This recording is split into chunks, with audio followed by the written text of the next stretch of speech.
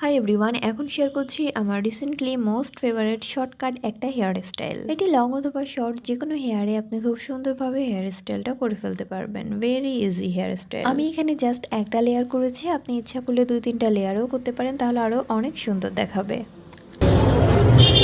Thank you.